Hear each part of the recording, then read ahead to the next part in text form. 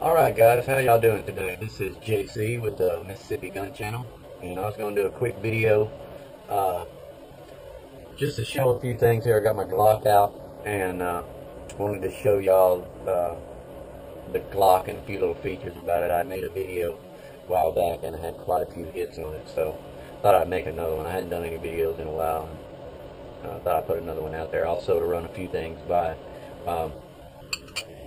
Let me show you guys this. This is a SKS, like an original mag here off of an SKS. I don't know how good y'all can see it, but you can see all the grinding and all this stuff on both sides.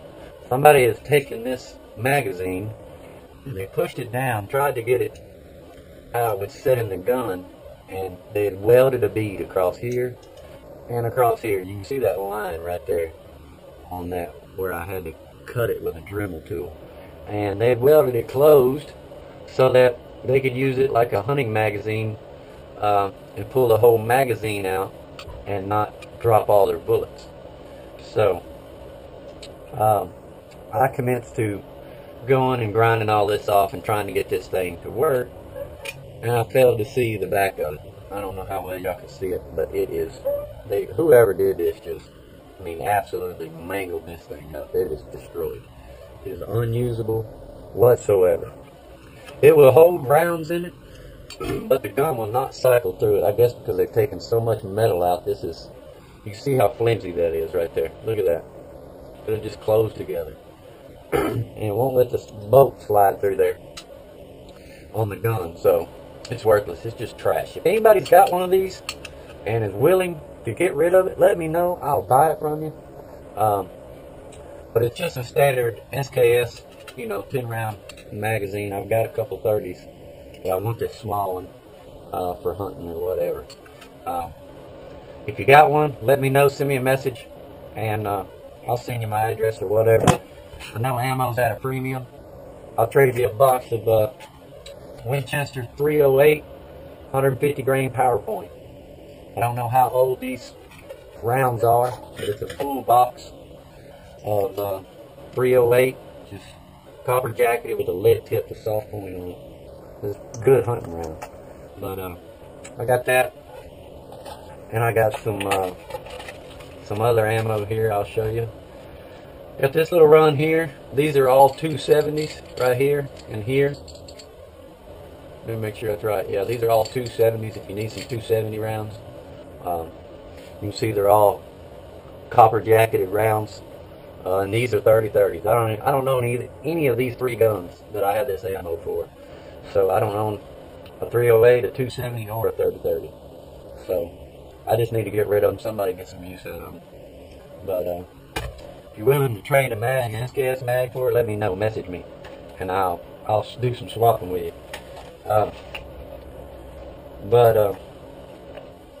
Yeah, I've been trying to find one, and since all the craziness has happened, they want just as much for this standard SKS mag as they do a 20 round or a 30 round, which is insane. But anyway, anywho, so got that out of the way. I'll show you my little Glock here. This is my little Glock 36 and 45 auto. For y'all that don't know anything about it, this is the smallest Glock in 45 they make in 45 caliber. It is pretty narrow for a 45. It's about the same dimension as a 1911 this way.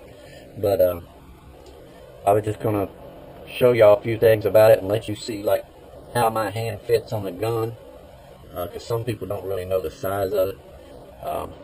But this is what it looks like with my hand on the gun. I'm 6'2", about 170 pounds. I'm pretty skinny to be as tall as I am, but and this is what it looks like with the mag out.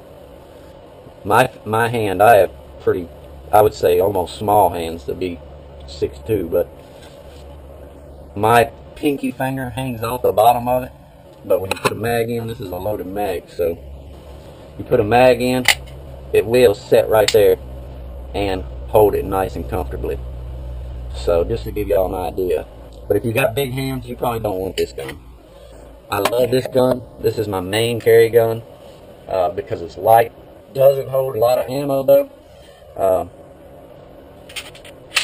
And But it's a great carry gun. Yeah, I carry 2 extra mags in my back pocket.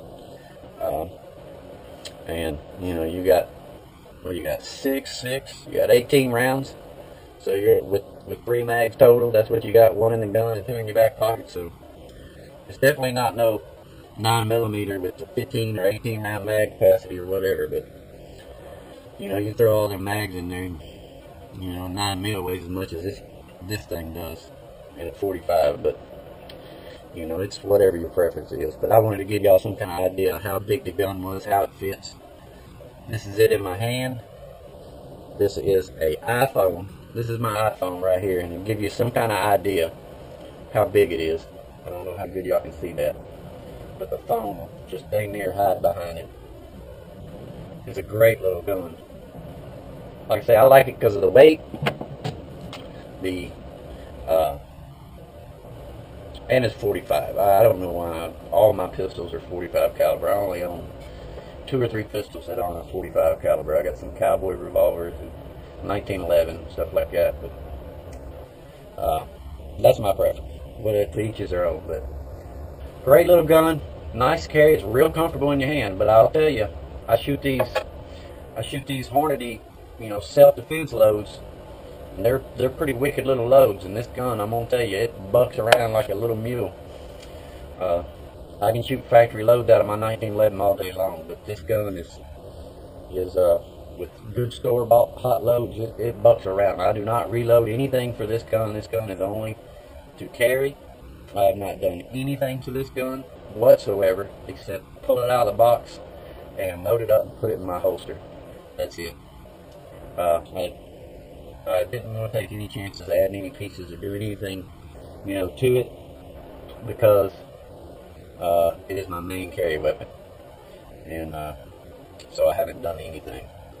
But it's accurate. Man, this little dude, to be such a short barrel, this is an accurate little gun. I was hitting a beer can with this thing, no lie, at 35 yards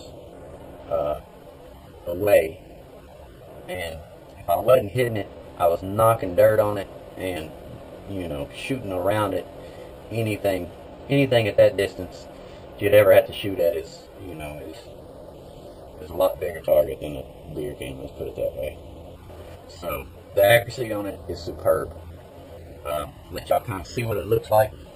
Looking down the sights, it just has factory sights on it. These are the ones that came on it. The rear is adjustable. The front, the fixed sight, I haven't changed them out. Don't have night sights or anything on it. I mean, this is just the way it came when I bought it. I think when I bought it, I paid like $530, $550 for this gun. Pretty standard price for the Glocks. They're all right around that price, or they were when at the time I bought it. Let's put it that way. It's been about 1.5 years, 2 years ago. So, but if I was not a Glock fan, and as far as going out and shooting a bunch and playing around, I don't use this gun for that. This is the only Glock I own. The reason I bought this gun was to carry, and for the fact that it does not have any type of a slide safety or a thumb safety or anything like that, just the one on the trigger. Okay? So, and this is my thought process. I don't know about y'all. You know, to each is their own. My theory on the deal is I carried my 1911 for a while, and of course, you know, you got the thumb safety, you got the palm safety, and then of course your always ever-present trigger finger safety. But I was afraid. You have to practice with it if you're going to draw it like a 1911. Pulling the gun out of the holster, flipping the safety off, and aiming and pointing and shooting, of course, you know. You need practice with every gun, but this, I was afraid one day that I would, if the time comes to use the gun, the weapon, that, you know, being in a situation you're kind of wigged out and spur of the moment kind of thing, that you may forget to flip the safety off or whatever.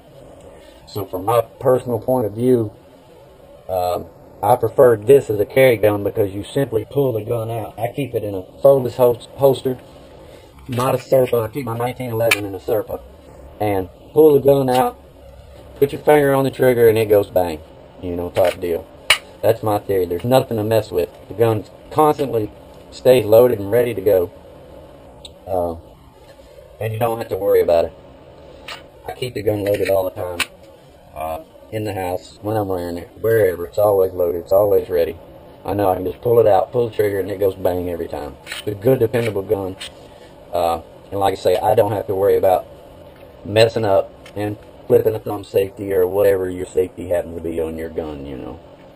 So that was my biggest thing about buying a Glock. I hated the fact they had no safety when I first started checking into them and all that. It kind of wigged me out, but because you know, everybody kind of, I was always kind of, you know, just the thought of having a gun with no safety whatsoever just wigged me out. I realize the gun has a safety on the trigger. I do realize that. That's what it's for. But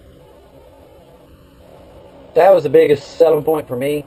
It's also a single stack gun. I don't know if y'all noticed that. It's a single stack gun, the only single stack Glock makes. And it's narrow. This is probably about the same width as my 1911. And that was the other thing. This is a single stack mag. Okay, you look at the back. 2, 3, 4, 5, 6. That's all you got. There's 6 in it. That's it. Put 1 in the chamber and 6 in the gun, in the mag. So that's all you got unless you're carrying spare mags. Problem with this gun is it's hard to find. You have to find mags. Go to find a holster. It's kind of tough to find a holster. This one you can tell it's a Phobos GL36 made just for the Glock 36.